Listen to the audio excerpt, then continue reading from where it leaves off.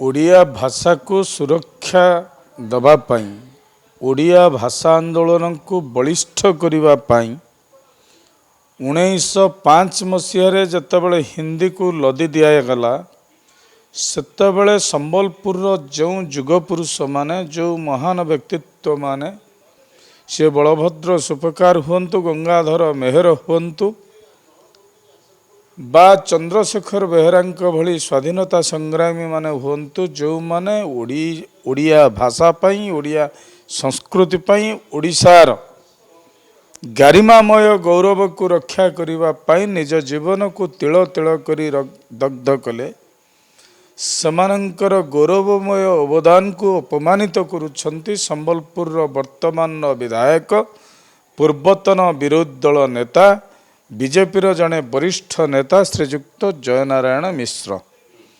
ଆଜି ସେ ସୁଭଦ୍ରା ମିଟିଂରେ ଯେଉଁ ବକ୍ତବ୍ୟ ଦେଇଛନ୍ତି ତାହା କେବଳ ନିନ୍ଦନୀୟ ନୁହେଁ, ତାହା ଅପମାନଜନକ, ବିଚ୍ଛିନ୍ନତାବାଦୀଙ୍କୁ ପ୍ରୋତ୍ସାହିତ କରିବ ଏବଂ ତାହା ଦାୟିତ୍ୱହୀନ ମନ୍ତବ୍ୟ। ତାଙ୍କ ଭଳି ଜଣେ ବରିଷ୍ଠ ବିଧାୟକଙ୍କ ଠାରୁ ଏଭଳି ଓଡ଼ିଶାରୁ ଅଲଗା ହେବା, ଓଡ଼ିଶାର ଐକ୍ୟ ସଂହତିକୁ ବ୍ୟାଘାତ କଲା ଭଳି, କୁଠାରଘାତ କଲା ଭଳି ବକ୍ତବ୍ୟ ଆଶା କରାଯାଏ ନାହିଁ। କେବଳ ଜୟନାରାୟଣ ମିଶ୍ର କ୍ଷମା ମାଗିବା ଆବଶ୍ୟକ ନୁହେଁ, ବିଜେପି ଦଳ ମଧ୍ୟ ଏଥିପାଇଁ କ୍ଷମା ମାଗିବା ଦରକାର। କାରଣ ବିଜେପି ସବୁବେଳେ ଛୋଟ ଛୋଟ ରାଜ୍ୟ, ବଡ଼ ରାଜ୍ୟକୁ ଭାଙ୍ଗି ଖଣ୍ଡ ଖଣ୍ଡ କରିବାରେ ବିଶ୍ୱାସ କରେ। ଏହା ବିଜେପିର ଷଡ଼ଯନ୍ତ୍ରର ଏକ ଛୋଟିଆ ପଦକ୍ଷେପ ନୁହେଁ ତ? ଜୟନାରାୟଣ ମିଶ୍ର ଜଣେ ପାଗଳ କହିଲେ ଅତ୍ୟୁକ୍ତି ହେବ ନାହିଁ।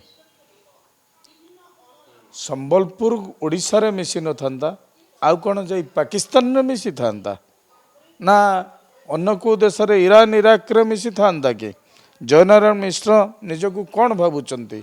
ସେ ବିଚ୍ଛିନ୍ନତାବାଦୀମାନଙ୍କୁ ତାଙ୍କର ଏ ମନ୍ତବ୍ୟ ପ୍ରୋତ୍ସାହିତ କରିବ। ତାକୁ ଓଡ଼ିଆ ଅସ୍ମିତା ପରିଷଦ ତୀବ୍ର ନିନ୍ଦା କରୁଛି।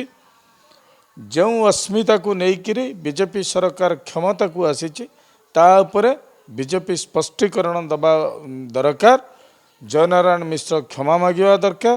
ଆବଶ୍ୟକ ପଡ଼ିଲେ ତାଙ୍କ ଉପରେ ଶୃଙ୍ଖଳାଗତ କାର୍ଯ୍ୟାନୁଷ୍ଠାନ ବିଜେପି ଦଳ ପକ୍ଷରୁ, ସରକାରଙ୍କ ପକ୍ଷରୁ ଗ୍ରହଣ କରାଯାଉ। ଜୟନାରାୟଣ ମିଶ୍ର ଯେଉଁ ମନ୍ତବ୍ୟ ଦେଇଛନ୍ତି ତାହା ସମ୍ବଲପୁରକୁ ଅପମାନିତ କରୁଛି ଏବଂ ତାହା ତାଙ୍କର ପାଗଳାମୀର ପରିଚୟ। ସେଥିପାଇଁ ସେ କ୍ଷମା ମାଗନ୍ତୁ ଓଡ଼ିଶାବାସୀଙ୍କ ପାଖରେ। ତାଙ୍କ ଭଳି ଜଣେ ବରିଷ୍ଠ ବିଧାୟକଙ୍କ ଠାରୁ ଏଭଳି ଦାୟିତ୍ୱହୀନ ବିଚ୍ଛିନ୍ନତାବାଦୀ ମନ୍ତବ୍ୟ ଆଶା କରାଯାଏ ନାହିଁ। ଓଡ଼ିଆ ଅସ୍ମିତା ପରିଷଦ ପକ୍ଷରୁ ମୁଁ ଦାବି କରୁଛି, ଜୟନାରାୟଣ ମିଶ୍ର ତାଙ୍କ ଭୁଲକୁ ସ୍ୱୀକାର କରି ସେ ରାଜ୍ୟବାସୀଙ୍କ ପାଖରେ କ୍ଷମା ଭିକ୍ଷା